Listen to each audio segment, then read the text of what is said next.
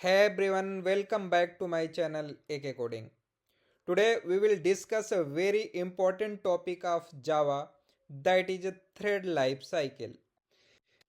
Guys, there is several use cases for the multi-threading in our enterprise level applications, like background task execution, parallel processing, handling multiple client requests, real-time data fetching or polling, scheduled or time task.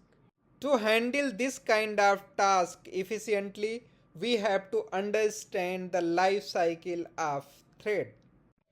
Now let's dive right into it. Number 1, new. When you create a thread with new keyword like new thread, it's in the new state.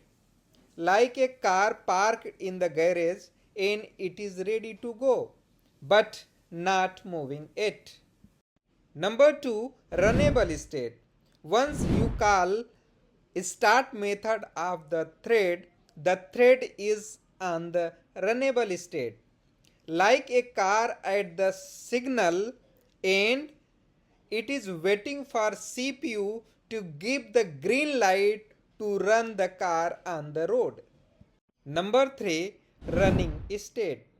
When CPU picked it, the thread goes into running state, executing the code which is inside the run method. This is where actual action happens. You can say here the CPU has given green signal and your car is on the way. That is running state on the highway. Number 4, blocked state. If a thread wants to enter in a synchronized block and someone else is already inside it, it becomes blocked state. You can relate it like your car is stuck in the traffic and waiting for a lock to open. Number 5, that is terminated state. Once a thread finishes its job or crashes due to an error, it's in the terminated state. That's it.